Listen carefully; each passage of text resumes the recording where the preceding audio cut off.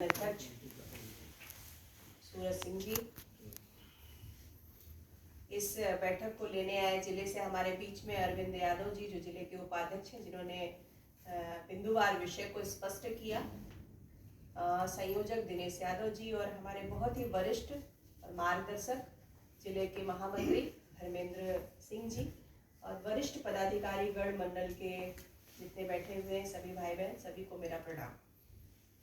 विस्तृतवार अभी अरविंद जी ने भी रखा और भैया ने भी पूरा विषय रखा, पर एक दो बात मैं बहुत देर से नोट कर रही हूँ कि हम बैठक में आए हैं और हम भारतीय जनता पार्टी के कार्यकर्ता हैं।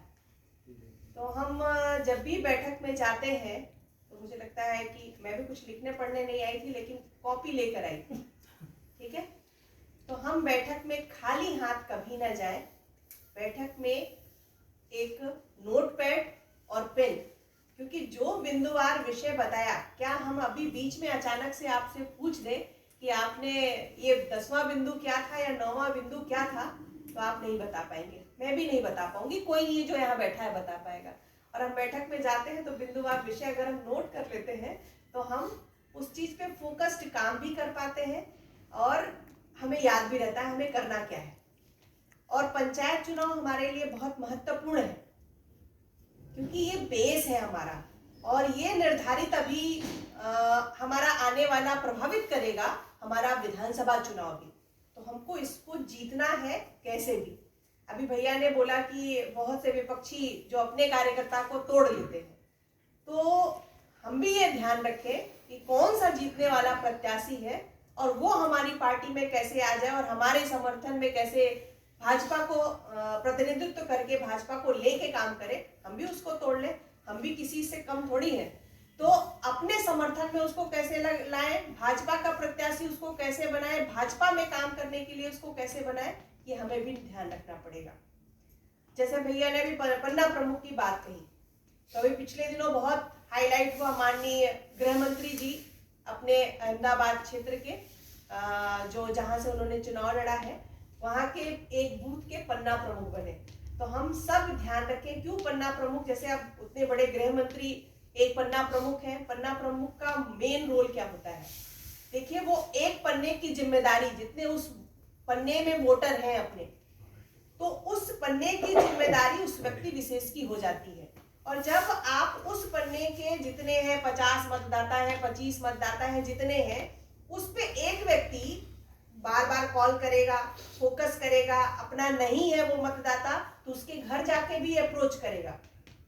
तो जब आप उससे कंटिन्यूटी बना के रखोगे और एक व्यक्ति पे जिम्मेदारी, जैसे अभी हम लोगों की सबकी जिम्मेदारी सबकी है, लेकिन अगर एक पन्ने की जिम्मेदारी हम निभाते हैं तो हम उस वोटर को प्रभावित कर सकते हैं। और अभी अरविंद जी ने बोला था कि जो लगता है कि किसी के जाने से वो वोटर प्रभावित हो सकता है, किसी वरिष्ठ व्यक्ति के, किसी प्रभावशाली, क्योंकि भैया यहाँ के ही हैं और यहाँ का प्रभाव रखते हैं यहाँ पे, तो अगर कोई लगता है कि इनके जाने से ये वोटर प्रभावित हो सकता है तो हम उसको प्रभावित करने की पूरी कोशिश करेंगे। और कोशिश नहीं, हम उसको अपनी तरफ ही लाके करेंगे कि अपनी भाजपा का ही वोटर वो पक्का बन जाए। तो एक एक पन्ने की जिम्मेदारी हम ये समझें और हम उस पन्ने की अगर हमें जिम्मेदारी मिली है तो हम कोशिश करें कि 90% हमारी तरफ वोट पड़े। और ये जो चुनाव है पूरा जो आने वाला हमारा विधानसभा चुनाव है उस पर बेस्ड है, तो हम इस पे ज्यादा मेहनत करें। अभी क्या होती थी, जो योजनाएं ऊपर से आती थी और नीचे अपना जो प्रतिनिधि नहीं है, प्रधान नहीं है, ये नहीं, अपना जिला पंचायत नहीं है, तो वो लाभान्वित पूरी तरह से जो मिलना चाहिए, जो अपने लाभार्थी उनको नहीं मिल पाता था।